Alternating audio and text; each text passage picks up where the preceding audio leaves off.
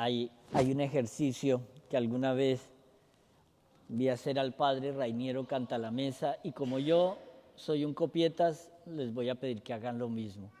Imagínense que esta homilía la vamos a hacer y la vamos a recibir con los ojos cerrados. Y nos vamos a transportar primero a cuando Mateo escribe esto, alrededor del año 80. Estoy refugiado, he tenido que salir de Israel, soy un judío que me convertí y estoy viviendo en Siria. Este evangelio y sobre todo esta parte de la ascensión del Señor fue escrita para judíos cristianos que vivían ya fuera de Israel. Entonces yo estoy ahí y me están hablando de la resurrección. 10 años antes han destruido el templo de Jerusalén los romanos. El que fuera el emperador romano Tito quema y destruye todo Jerusalén, sobre todo el templo. Esta diáspora de judíos cristianos ha llegado al Líbano, a Siria, a Turquía, y se reúnen en las sinagogas, que era el sitio.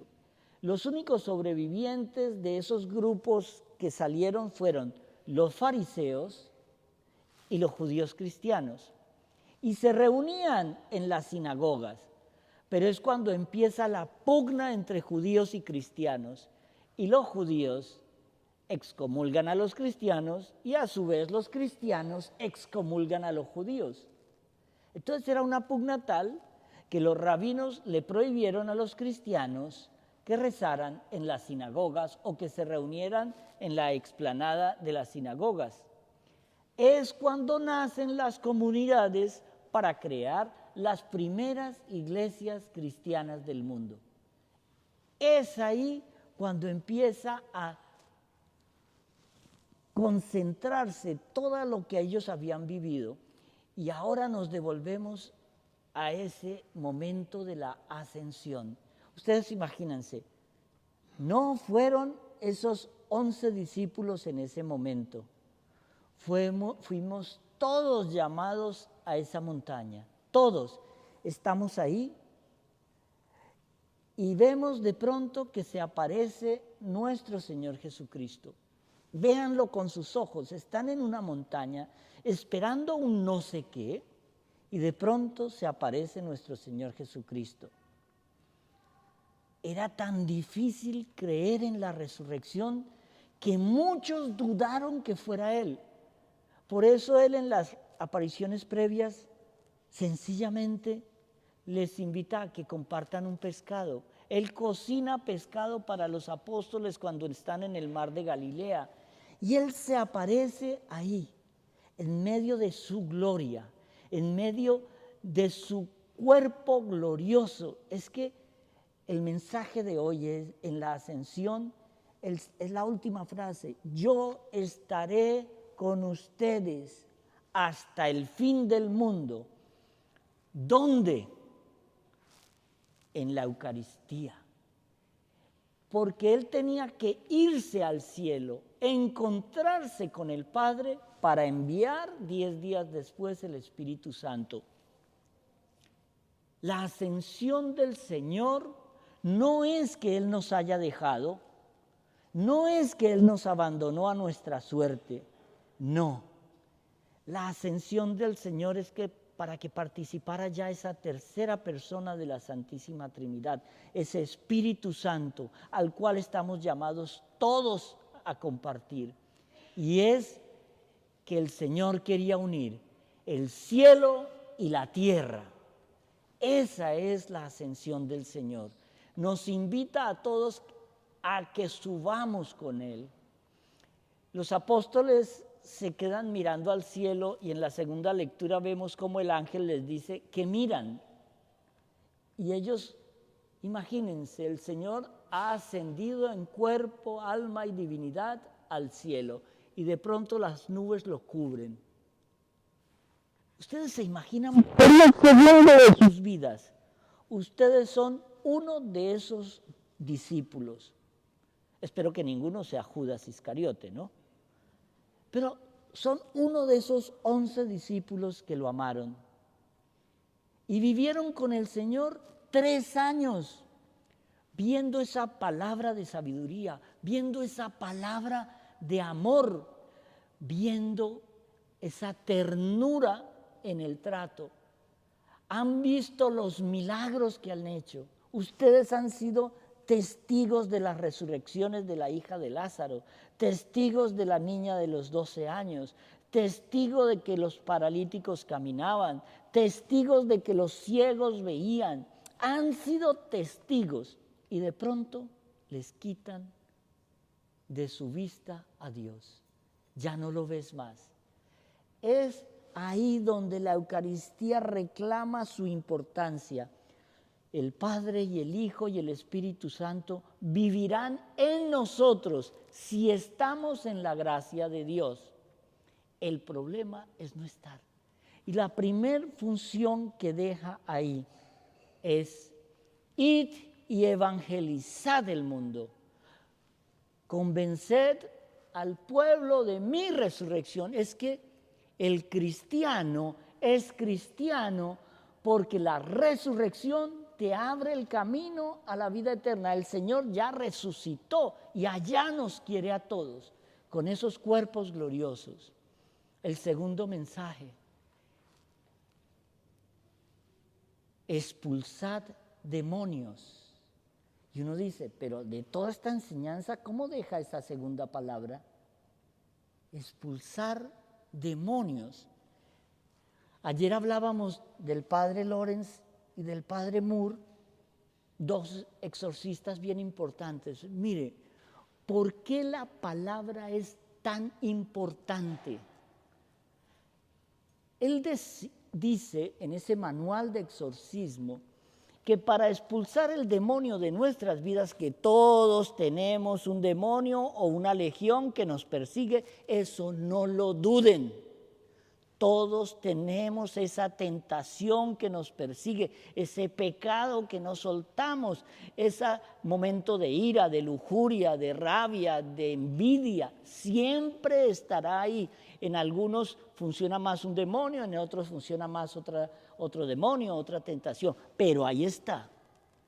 Y él decía algo bien interesante, decía, cuando se hace un exorcismo, usted con el demonio tiene que ser claro y directo.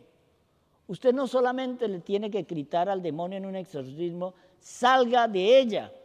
No. Tiene que gritarle, salga en este instante de ella. Y le tiene que decir a dónde se tiene que ir. Porque si no, él se va y se parquea allá afuera. Tan pronto termina la oración y vuelve a la casa de esa mujer poseída.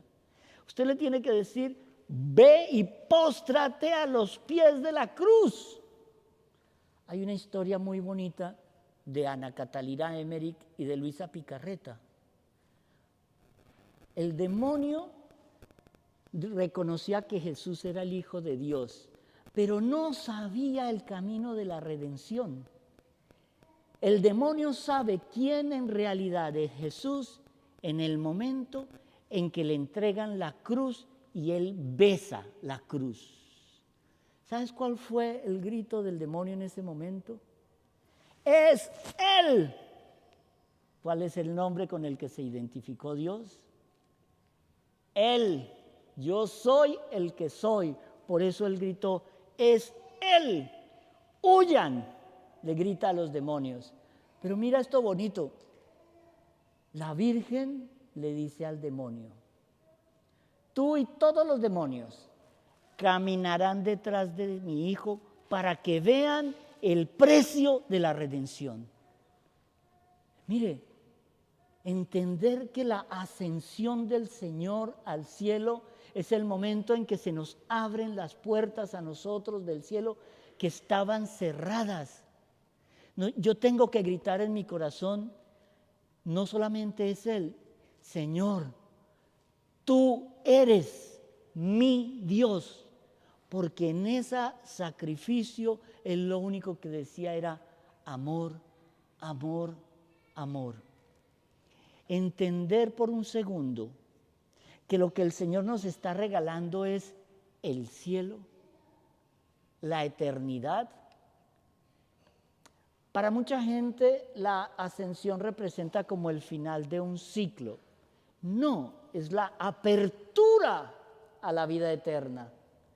Él ya no es un hombre del tiempo, está por encima del tiempo. Él ya no es un ser que está en el espacio, está por encima del espacio. El obispo Robert Barron hacía una analogía muy bonita para entenderlo con nuestros sentidos. Cuando yo llego en un papel y dibujo un triángulo, es un triángulo lineal, está en un solo plano. Dibujo un círculo y está ahí. O dibujo un cuadrado.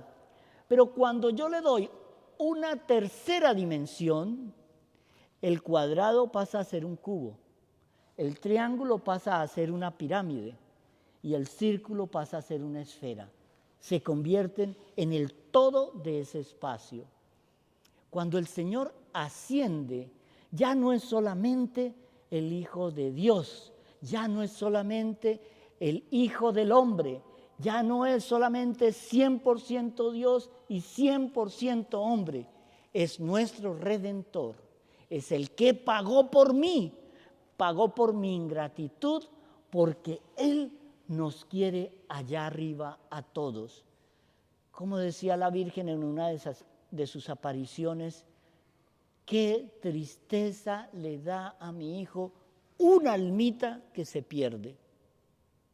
Pero vemos también como dice, lo triste es que ya las almas de los niños están cayendo al infierno como copos de nieve, porque las cosas que antes sabían nuestros abuelos y nuestros niños, hoy ya no lo saben los ancianos. Es en estos grupos de oración, en estas comunidades de entrega, donde una oración de ustedes salva una comunidad, porque tú estás pidiendo por la comunidad, no por el egoísmo nuestro. Como decíamos ayer, Señor, quiero desaparecer yo para que aparezcas tú en mi todo, y con tú en mi todo, que yo sea todo para mis hermanos. Agradezcámosle al Señor esta belleza de la ascensión para entender un día que Él nos quiere llevar también a nosotros en cuerpo y alma a ese cielo que nos tiene prometidos. Amén.